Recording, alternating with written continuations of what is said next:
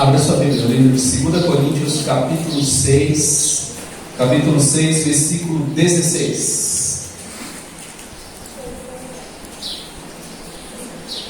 Amém? E a minha Bíblia diz assim: que ligação há entre o santuário de Deus e os ídolos? Porque nós somos santuário do Deus vivente. Como Ele próprio disse: habitarei e andarei entre eles, serei o seu Deus e ele será o meu povo. 1 Coríntios também, capítulo 3, versículo 16 e 17, repete a mesma palavra, dizendo: não sabeis vós que o vosso corpo é santuário de Deus e que o Espírito de Deus habita em vós? Vós destruir o santuário de Deus que sois vós, Deus o destruirá. O seu corpo é o templo do Espírito Santo.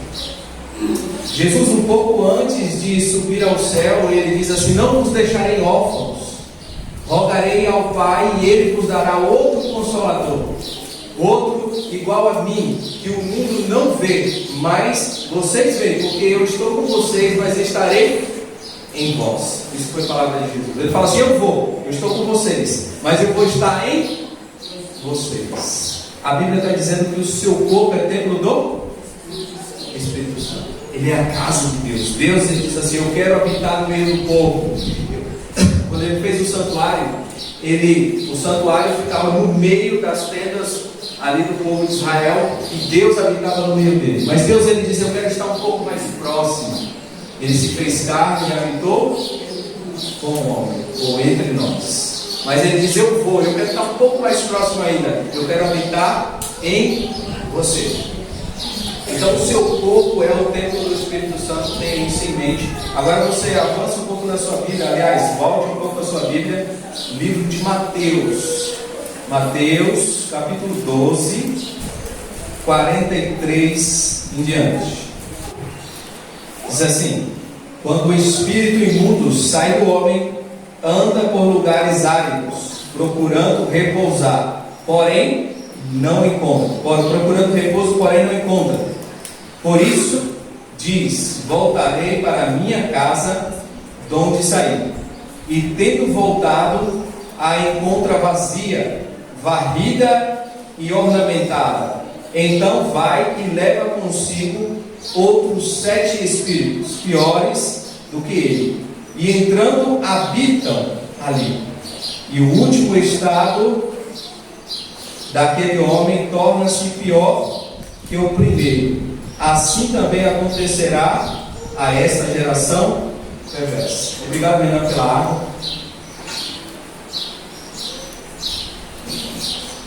O capítulo 12 de Mateus, ele é interessante pelo seguinte: Jesus, ele começa dizendo que ele é maior que o sábado. Jesus continua dizendo que ele é maior que o templo.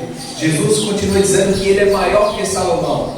Jesus está se revelando para o povo. Mas só que o povo incrédulo diz que um endemoniado no qual Jesus expeliu o demônio, dizem ele foi acusado de estar expelindo o demônio pelo poder e pelos efeitos. E o argumento de Jesus é: se eu estou expelindo o demônio, como é que pode o próprio demônio expelir ele mesmo?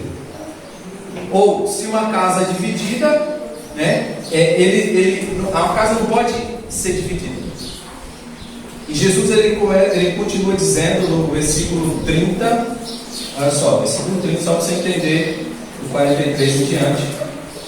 No versículo 30 ele diz assim: ó, quem não é por mim, é contra mim, e quem comigo não ajunta, espalha. Jesus diz assim: é impossível eu estar falando em nome de Deus e expelindo demônio pelo poder de Deus. Quem está comigo, quem é por mim, não, ele diz assim: quem não é por mim é contra mim. Então Jesus ele define, ele é radical, ele fala assim: ou você está comigo, ou você é contra, ou você é a favor de Deus, ou você é. E isso às vezes nós levamos assim de uma forma tão domesticada que não percebemos que às vezes quando nós nos fazemos inimigos de Deus. Tiago ele vai dizer que nós nos tornamos inimigos de Deus quando nós amamos o mundo. Ele diz assim: não sabeis vós se vocês amam o mundo, o amor de Deus não está nele, e vocês vão se tornar inimigos de Deus? Então, voltando aqui para o capítulo 13, Jesus está dizendo: não tem como. Ou eu estou falando no poder de Beelzebul, mas se eu estiver falando no poder do Espírito Santo, significa que o reino de Deus chegou até vós. Jesus está querendo transmitir essa verdade. Aí Jesus agora começa a explicar para aqueles homens. Ele usa essa parábola. Ele quis dizer o seguinte: olha, cheguei aqui, estou limpando a casa, eu estou com vocês, eu sou o maior sinal, a maior revelação do Pai para vocês sou eu, mas eu vou e quero habitar dentro de vocês. E se eu não habitar dentro de vocês, vocês vão se tornar um estado pior, porque vocês viram e rejeitaram. A verdade que Jesus está passando com esse texto é o seguinte: a casa não fica vazia.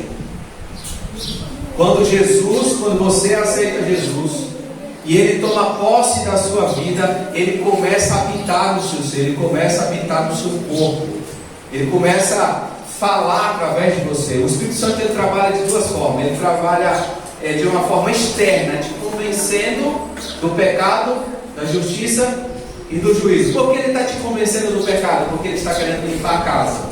Quando você se arrepende do pecado, a casa está limpa e ele entra. Mas quando você volta a pecar, o que acontece? O Espírito Santo sai. O Espírito Santo não vai habitar em alguém que está cometendo algum pecado ou fazendo qualquer coisa que é contra a palavra de Deus, qualquer coisa injusta. No momento que você pecou, o Espírito Santo se retirou. E ele começa a trabalhar de que forma? Para te convencer. Então, primeiro, ele trabalha externamente para te convencer. Segundo, ele trabalha dentro de você e através de você. Você fala através do Espírito. Você age, você faz, você ama, você cuida, você visita através do Espírito. Então ele trabalha dessas duas formas: externa para convencer. Então ele trabalha em você e através de você. Essa é a ação do Espírito Santo. E ele quer habitar em mim, em você. Mas o texto ele diz assim, ó: por isso diz: voltarei para a minha casa de onde saí. E tendo voltado, encontro vazia, varrida e ornamentada. Então vai e leva consigo outros 7 espíritos. A palavra 7 ele tem um sentido de plenitude. Ou seja, quando eles queriam dizer que era uma coisa assim, completa, ele usava o número 7. Né? O número 7 ele tem um sentido de plenitude. Ou seja, Jesus está dizendo assim, ó: 7 demônios significa que você vai ser completamente possuído por esses espíritos. Entenda a mensagem de hoje. Eu gostaria de deixar claro para você que é o seguinte: o seu corpo é a casa do Espírito Santo. Se o Espírito Santo não habita em você, um outro Espírito vai habitar, porque a casa não vai ficar vazia. Ele sai. Mas quando ele anda e não acha outra casa para ele, o que ele fala? Eu vou voltar. Então, da mesma forma que o Espírito Santo trabalha de forma externa para entrar no seu corpo, que é dentro do Espírito Santo, Satanás também ele vai tentar de todas as formas para que você peque, para que ele possa possuir. Ou seja, todos nós podemos ser possuídos, endemoniados, seria a palavra que a Bíblia fala.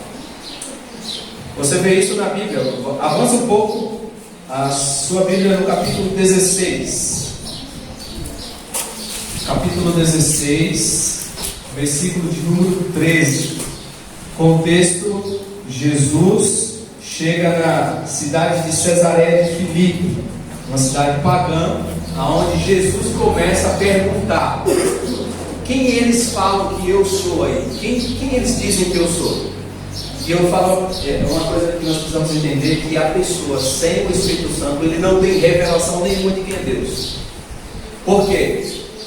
Jesus estava diante de Pilatos, o rei de toda a terra, aquele que deu o governo para ele, ou que permitiu que ele governasse.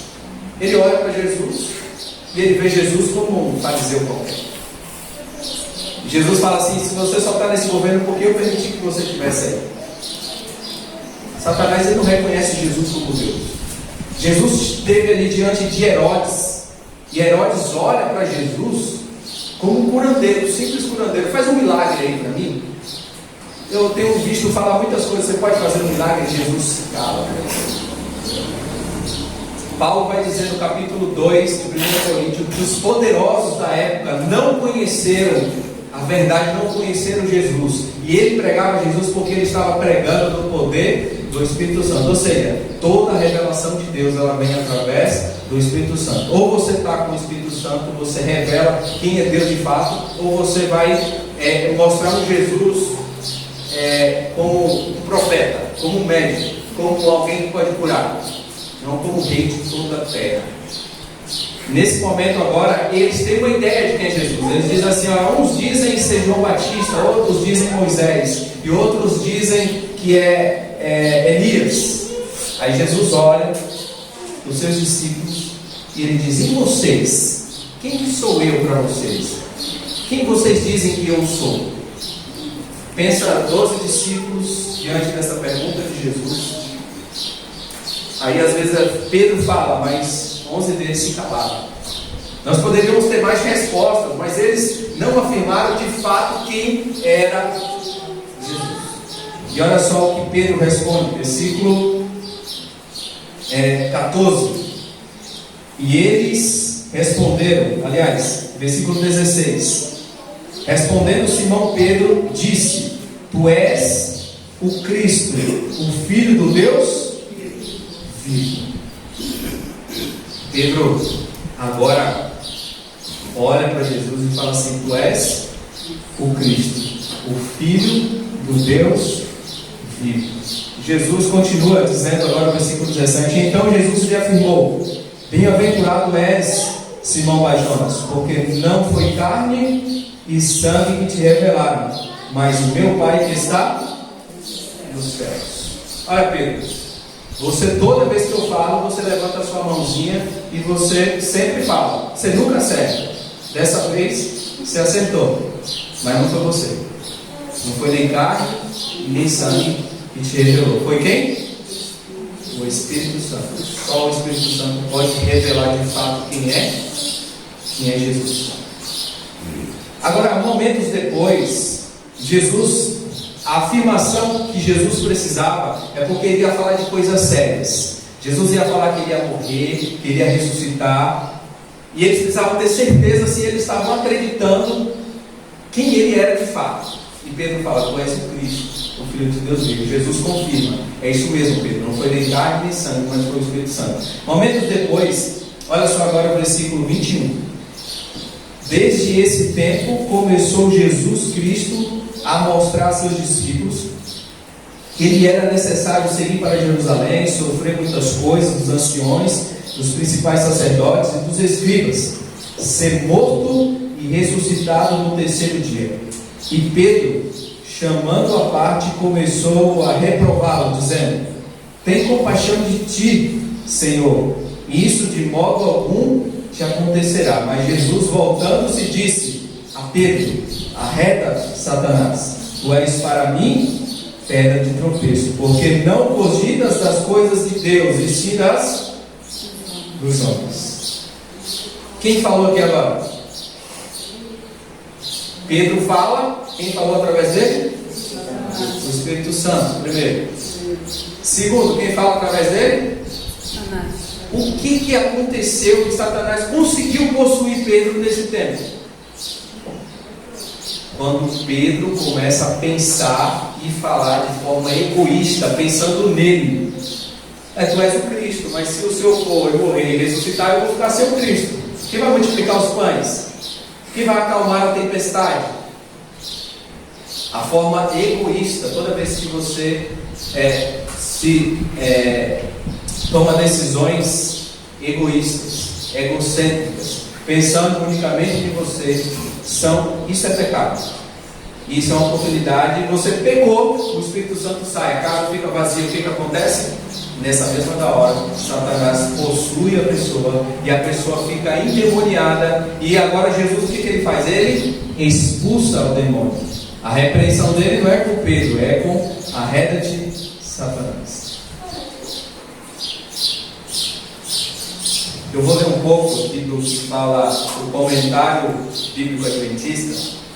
Ele diz assim, o processo de formação do caráter é gradual e há, portanto, graus de controle ou possessão, seja do Espírito Santo ou de espírito malignos.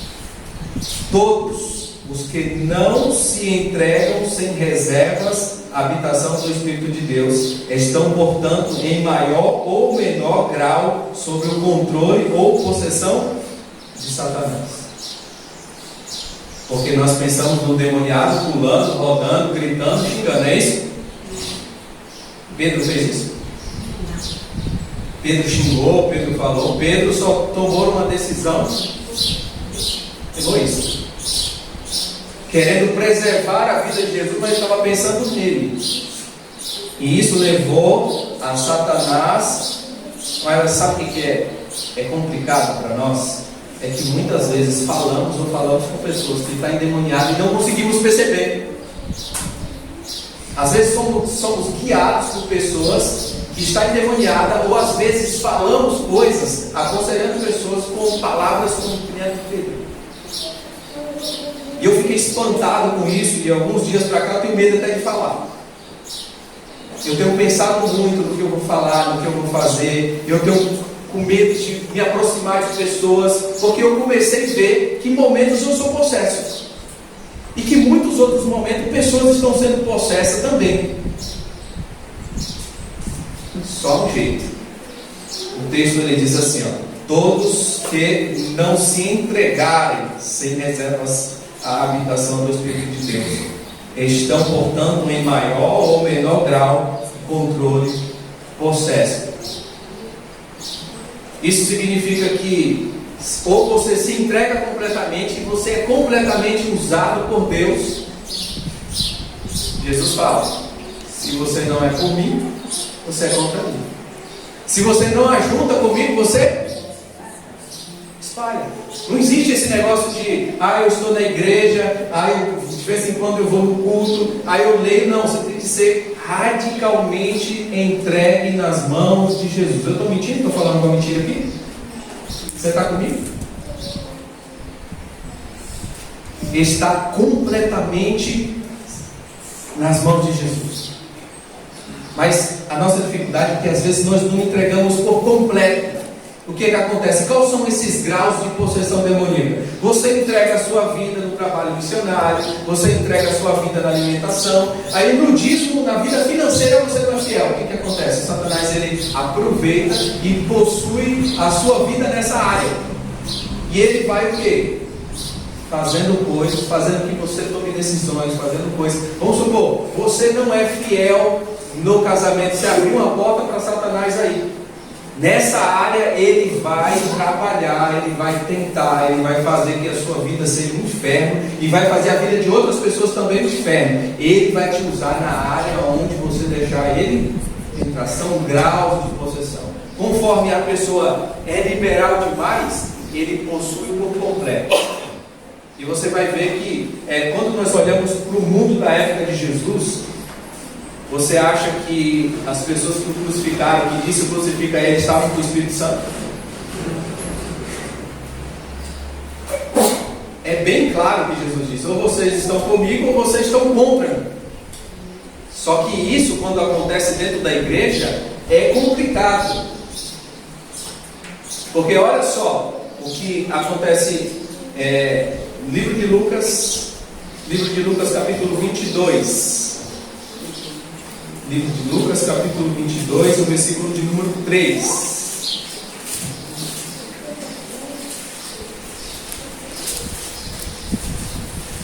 Um outro discípulo de Jesus também não entregou a sua vida completamente nas mãos de Jesus, embora ele recebeu poder, ele fez milagres, mas algumas áreas da sua vida, ele, por ser um escriba, ele se achava que ele tinha mais entendimento do que Jesus, e ele sabia como que Jesus poderia tomar posse do reino. E ele tenta por ele mesmo. Olha só o que acontece.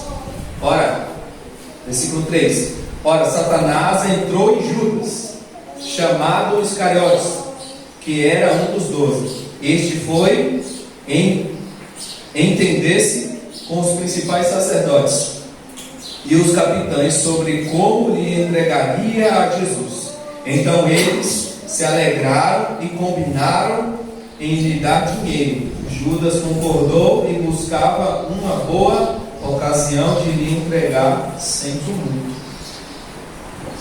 Satanás trabalha sem tumulto. Ele trabalha, ele foi lá, ele negociou, ele falou, eu vou entregar, ele falou. Ele não estava com o osso bugalhado, ele não estava se batendo, ele não estava xingando, mas ele estava endemoniado, sim ou não? Sim. Ele estava endemoniado. Ele estava endemoniado. E para provar que isso é bem real, vou te mostrar um exemplo do Antigo Testamento. Vá para 1 Samuel. 1 Samuel, capítulo 10.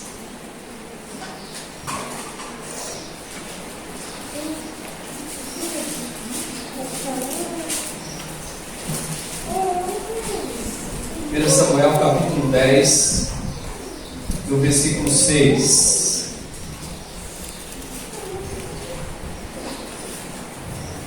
Aqui é quando Samuel unge Saul rei. Olha só o que acontece. O Espírito do Senhor se apossará de ti, e profetizarás com eles, e tu serás mudado em outro homem. A Bíblia fala que quando o Espírito Santo tomasse posse de Saul, ele ia transformar em um novo homem, ele ia dar dons para ele, e um deles era o dom de profecia. E você continua a história de Saul, no capítulo 10 mesmo, versículo 10, diz assim: chegando eles a Gibeá, eis que um grupo de profetas lhe saiu ao encontro. O Espírito de Deus se apossou de Saul, e ele profetizou no meio deles. Olha só o que diz o capítulo 11, versículo 6. E o Espírito de Deus se apossou de Saul quando viu estas palavras, e acendeu-se sobremodo a sua ira. O Espírito de Deus se apossou de Saul. Saul profetizou, Saul lutou no poder do Espírito Santo, mas quando Saul desobedeceu e começou de uma forma obstinada a tomar as decisões dele sem consultar a Deus, olha só o que acontece, capítulo 16, versículo 14. Capítulo 16, versículo de número 14. Tendo-se retirado de Saul o Espírito do Senhor, da parte deste um espírito maligno o atormentava. A casa não fica vazia. Você sabia que existe possessão demoníaca de enfermidade? Na Bíblia você vai ver que as pessoas eles estavam enfermas porque existia um demônio que possuía só para trazer doença para a pessoa. Existe essas possessões e elas são reais. Elas são reais. Olha só o que diz aqui. Isso aqui é o comentário adventista, página 625 que eu estou lendo, tá? Tudo que não está em harmonia com a vontade de Deus, toda intenção de ferir os outros, toda manifestação de egoísmo, todo esforço para promover princípios errôneos, em um certo sentido da palavra,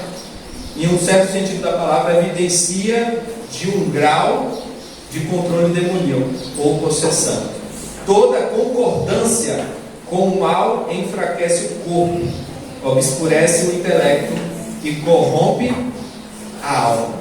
Não obstante, em qualquer ponto no processo de formação do caráter, o caráter se revela não por boas ou más ações ocasionais, mas pela tendência das palavras e atos construtivos. Ou seja, essa revelação de quem está possuído ou não, ele vai aparecer através das palavras, das atitudes. Você sabe que boca é um instrumento de luta de Deus. Deus fala bem assim, ele fala que é pelo Evangelho, houve a Deus a salvar o mundo pelo quê? Pelo poder do Evangelho, pela pregação do Evangelho. Mas você vai ver no livro de Apocalipse, de Apocalipse. No livro de Apocalipse, que boca é um instrumento de ataque de Satanás. Então nós nos atacamos, somos possessos, e Satanás, ele possui a nossa língua.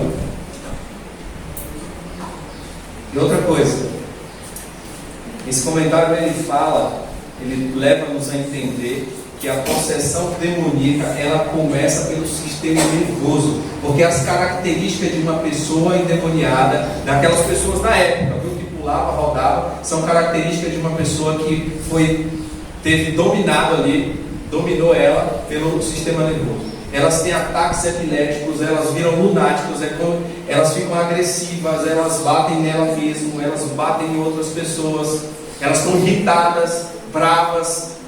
Significa que ele possui através do sistema nervoso. Mas olha só o que diz aqui, ó. Os que se acham apenas parcialmente sobre o controle de demônios, ou que não manifestam os sintomas popularmente associados com a possessão demoníaca, são frequentemente mais úteis ao príncipe do mal. As pessoas que falam bonito, que às vezes tem são mais úteis para Satanás. Porque se você for estudar as possessões demoníacas, quando aquelas pessoas eram possuídas, quando elas caíam em si, elas queriam libertação. Mas a pessoa que é possuída uma vez ou outra, ela não percebe que está sendo possuída e não busca o quê? Não busca a libertação. Então essas pessoas são mais úteis, porque Satanás, eles vão levando elas no banho. Deixa ela lá. Eu vou usar que momento? No momento de omissão. No momento mais importante que precisar tomar uma decisão, eu uso ela. Eu tenho uma ideia. A pessoa demoniada. Nossa, que ideia boa. Você já pensou por que a gente precisa vigiar constantemente para nós sabermos? E Jesus fala isso, né? Provai os espíritos. Pelos seus frutos os conhecereis. O apóstolo João diz: provai os espíritos. E nós precisamos constantemente provar o nosso espírito. E sabe o que eu entendi? Que amizades que começam no poder do Espírito Santo terminam no poder do Espírito Maligno. Eu percebi que eu já várias vezes fui possesso. Às vezes em casa com a minha esposa. Palavras que eu falo. E hoje eu consigo ver de uma forma melhor. Eu estou vigiando aquilo que eu falo.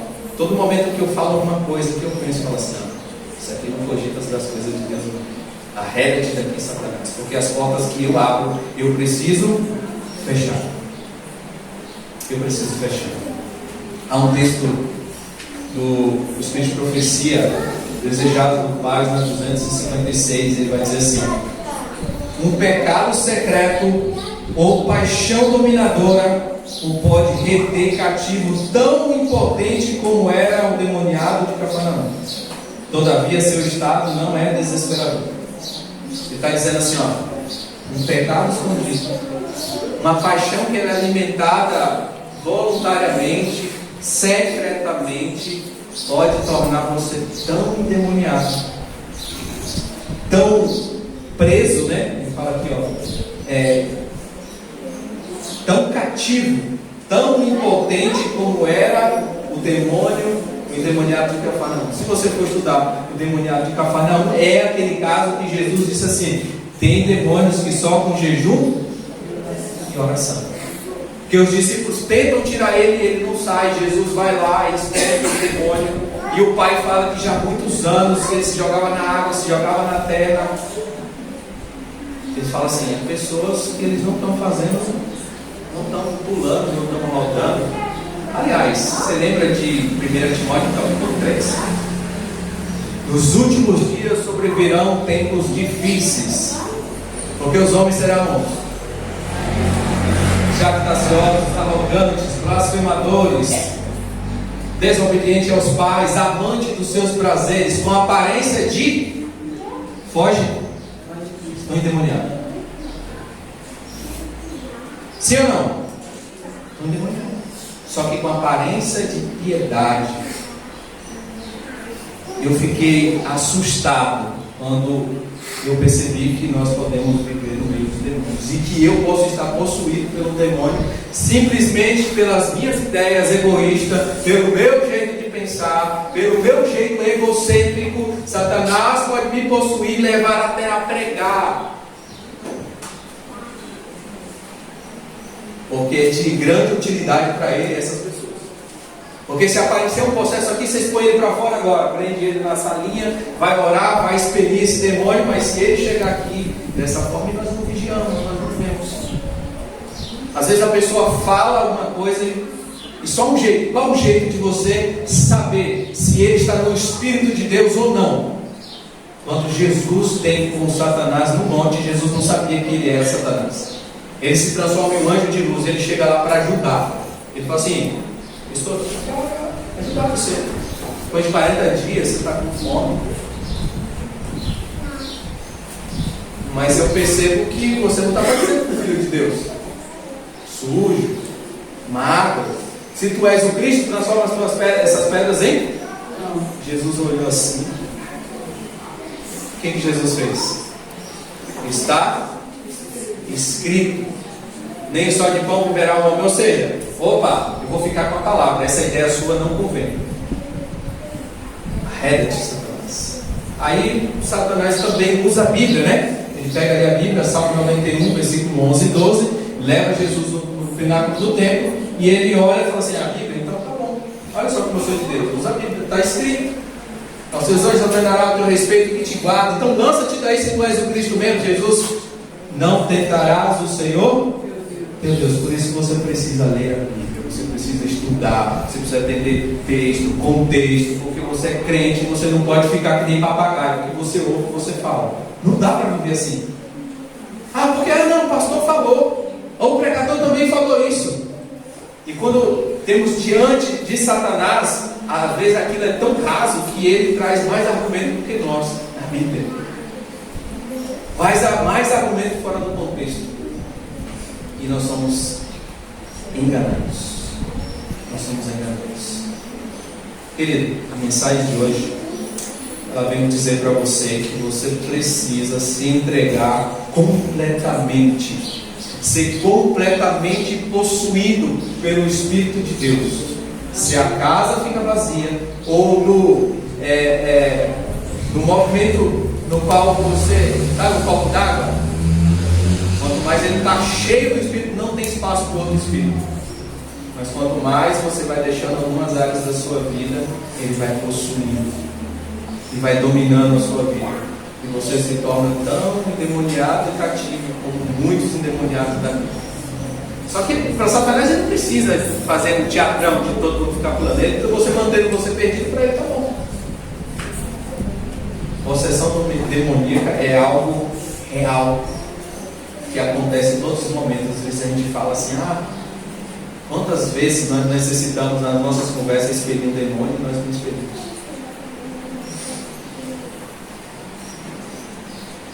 Gostaria de ler mais 2 textos da Bíblia com você. Primeiro, 3 textos. Abra sua Bíblia aí no livro de 2 Coríntios novamente. 2 Coríntios, capítulo 6 novamente.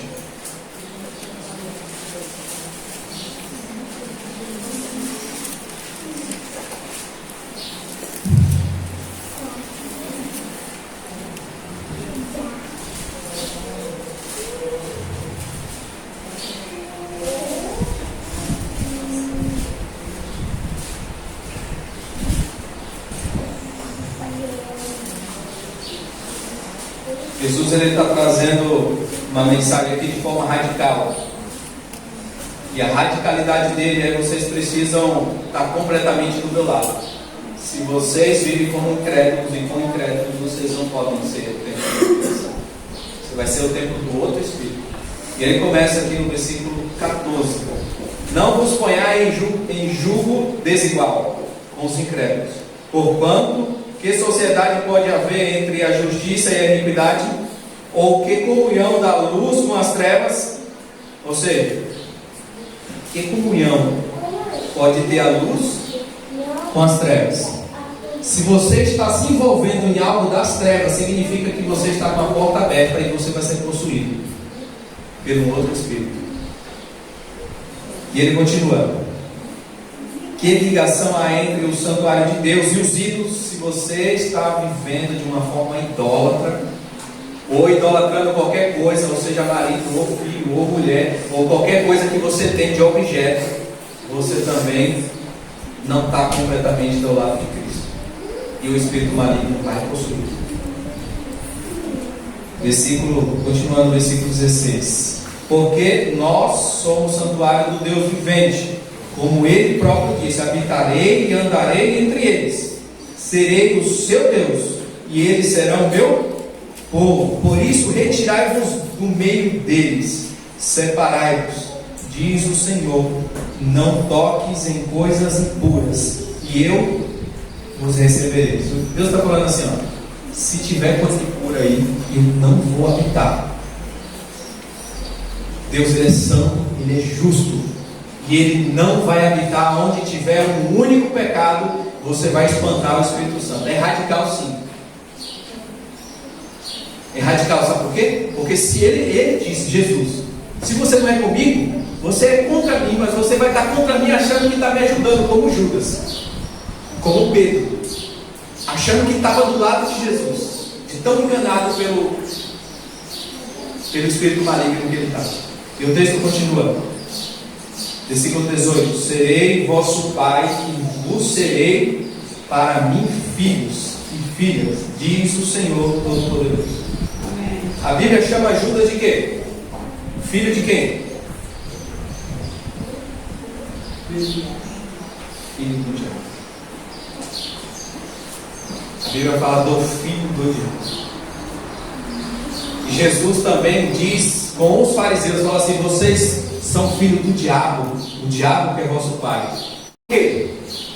Porque vocês ouvem a verdade e vocês não se firmam nela. Ele é o pai da verdade.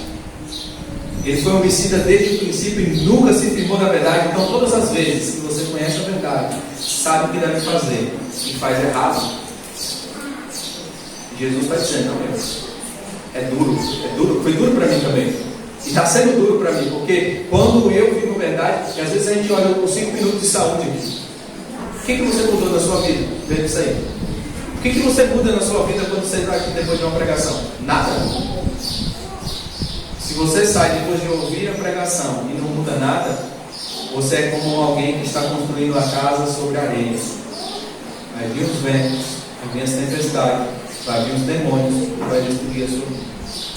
Mas se você ouve a minha palavra e as pratica, você é como alguém que está construindo a sua casa sobre a rocha, que é Cristo Jesus. É duro tomar decisões. Sabe de uma coisa que eu gosto muito? Chocolate. Se você me dá uma caixa de chocolate, eu como ela inteira. Eu já fui parar no hospital com pedra no rim porque eu tinha comido 2 caixas de chocolate. Mas ouvindo 5 minutos de saúde aqui, o médico falou sobre cafeína. E ele falou que chocolate era cafeína. E eu fiquei diante daquela decisão. Eu estou conhecendo a verdade e eu vou fazer o quê? Não comer mais. É fácil? Não. Mas eu estou dando um exemplo de uma coisa insignificante. Mas tem muita coisa que é pecado. Tem irmãos da igreja que ainda assistem pornografia. Tem irmãos da igreja que ainda têm os pensamentos impuros. E eles precisam ser, todos eles, no poder de Cristo, na busca por Cristo, amar tanto a Cristo que isso vai ser coisa insignificante. E Cristo em vós é a esperança da glória. Enquanto isso não acontecer, nós seremos dominados, possuídos. E sabe o que acontece? Qual é o pior de tudo isso? Porque nós vamos ainda nos achar ricos e abastados, de nada nos falta. E Jesus olha assim: eu conheço as suas obras. Eu sei que você constantemente é possuído. Conheço as tuas obras. Você não é rico nada. Você é pobre, cego e nu. Por que você é pobre, cego e nu? Porque você não tem a justiça de Cristo e você não está enxergando que o espírito do demônio está usando a sua vida. Por que nós somos tão mornos? Por que às vezes custa tomar uma decisão? Porque estamos cativos. Algumas coisas não conseguimos porque Ele está dominando a nossa vida. E eu tomei uma decisão com essa mensagem. Eu quero que o Senhor possua completamente a minha vida. Eu quero que o Senhor tome todas as áreas da minha vida. A minha casa, a minha família é do Senhor e vai ser sempre do Senhor. Eu tomei essa decisão para a minha vida e decidi lutar. Amém. Amém. E eu gostaria de que você também tomasse essa decisão. Sabe por quê? Porque assim como ele pegava aquele jovem, ora ele jogava na terra, ora ele jogava lá, ora ele te joga em dívida, ora ele te joga em depressão, ora ele te joga em um estado emocional, ora ele te joga em uma situação complicada, vergonhosa, e ele vai fazendo isso constantemente na nossa vida. E sabe o que é o final de tudo isso? Tristeza, culpa, não temos a paz no meio das dificuldades que nós mais precisamos da paz que Jesus deu, que supera as lutas e dificuldades que nós não temos. E sabe onde Jesus está? Jesus diz assim: eis que eu estou à porta, você me deixou do lado de fora, tem um outro espírito aí, eu preciso entrar, limpar a casa, cear com você e vou resolver o seu problema. Se entregue completamente nas minhas mãos e eu vou mudar toda a sua vida. Amém. Essa é a proposta de Jesus para mim. Como que isso acontece? Você viu, não dá para você colocar seus negócios incrédulos sem seguir os princípios de Deus, suas idolatrias, seus gostos, suas paixões com Cristo. Não dá. Jesus fala para mim e para você: ou eu ou ele. Se não é comigo, isso é contra mim. Se você não ajuda comigo, ele espalha. Jesus está falando exatamente: irmãos, põe a sua casa nas mãos de Deus. Começa com a sua vida. Você colocou a sua casa, começa com a sua vida. Porque agora o Espírito Santo não vai trabalhar mais correndo atrás de você, vai trabalhar perto de você para correr atrás da sua vida. Começa com a sua vida, tapando todas as brechas. Nós não falamos que somos reparadores de brechas, queremos reparar as brechas dos outros, mas as nossas, nós precisamos ser reparadores das nossas brechas. Precisamos constantemente olhar o nosso espírito, o nosso egoísmo. Quantas coisas eu já fiz quando eu olhei que ali havia soberba, egoísmo, e logo depois eu me arrependi de tantas coisas, tantas palavras que já falei. É duras consequências, mas é real. Eu gostaria de levar você a ler dois textos. Primeira carta de João, capítulo 3.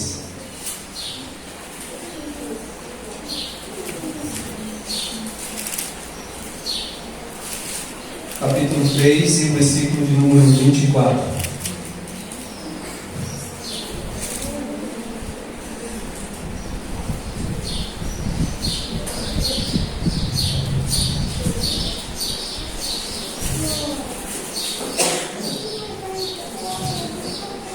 Diz assim, ó: e aquele que guarda os seus mandamentos permanece em Deus, e Deus nele. E nisto conhecemos que ele permanece em nós, pelo Espírito que nos deu. O Espírito Santo só vai aplicar completamente naqueles que guardam os mandamentos de Deus. Resumindo, naqueles que amam a Deus e amam ao próximo. Toda dificuldade de perdoar é uma janela aberta para que Satanás possua essa vida. Todo negócio que não glorifica a Deus, você está roubando a glória de Deus, e isso é pecado. É uma janela que Satanás vai possuir a sua vida. Tudo aquilo que é uma paixão, que você gosta, isso pode ser um chocolate, pode ser uma coisa, e você não consegue tirar isso da sua vida, significa que isso está acima de Deus. Isso é idolatria. Isso é uma grande porta aonde Satanás vai possuir a sua vida.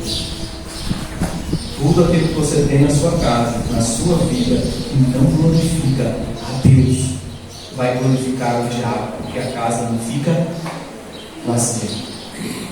Então, primeira coisa, eu preciso amar a Deus de tal forma. Eu não sei se você prestou atenção, mas todos os meus sermões eles têm terminado falando a mesma coisa. Virou, como diz na Bahia, a ladainha. Mas eu termino da mesma forma. Enquanto você não entregar a sua vida completamente na mão de Jesus, porque não tem outra finalidade, não tem um outro apelo para fazer para você, é Jesus e ponto final. Só Ele pode expelir, restaurar, vivificar, transformar a sua vida, só Ele. E como que você vai tomar essa decisão hoje, ao lado dele, dizendo assim: Senhor, a minha vida é sua? Como que você vai? Isso é a decisão de você. A minha parte é falar o seu coração. Mas você precisa se posicionar hoje e falar: Senhor, a minha vida é sua. Chega de ser possuído pelo diabo. Chega de acabar com a vida das pessoas. Chega de acabar com a minha própria vida através dessas possessões. Capítulo 5, versículo 18. Sabemos que todo aquele que é nascido de Deus não vive em pecado. Antes, aquele que nasceu de Deus o guarda, e o maligno não lhe toca. Aqueles que nasceram de Deus, o maligno não toca. Sabe por quê? Porque você escolheu morrer. Eu não quero que nenhuma área da minha vida esteja sob o domínio de Satanás. Para que isso aconteça, Senhor, se eu estiver vivo, eu vou disputar com Cristo. Eu vou disputar com Cristo porque o meu gosto é muito forte, porque a minha natureza é pecaminosa. A minha natureza me puxa para o mal. Então eu escolho o quê? Morrer no pecado e nascer de Cristo. E ele diz assim, sabemos que somos de Deus e que o mundo inteiro jaz no maligno. Quando nós nascemos de Deus, nós passamos a ser filhos de Deus. Como nós não nos firmamos na verdade, e conhecendo, podemos até estar dentro da igreja, é tudo isso, mas eu preciso falar para você: filho do diabo. O irmão disse que não. Eu disse não. Está escrito. Jesus disse para aqueles homens: vocês são filhos do diabo, porque as suas paixões são a mesma do diabo. O diabo conheceu a verdade e tomou a decisão dele. Você também conhece a verdade, você sabe o que deve fazer, e você precisa fazer, talvez você não saiba. Desejado de todas as nações, termino com esse texto, diz assim: todo homem é livre para escolher que poder o regerá. Ninguém caiu tão fundo, ninguém é tão vil que não possa encontrar libertação em Cristo. O endemoniado, em lugar de uma oração, só pôde proferir as palavras de Satanás. Ele estava tão endemoniado, tão cativo, que ele não tinha forças para fazer uma única oração. E as palavras que ele falava eram as palavras de Satanás. Mas o texto continua: todavia foi ouvido um mútuo apelo do coração, nem o grito de uma alma em necessidade, embora deixe de ser expresso em palavras, ficará desatendido.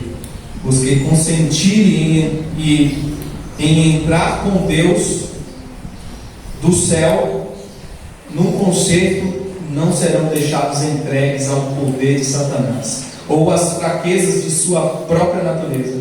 São convidados pelo Salvador, que se apodere da minha força e faz paz comigo.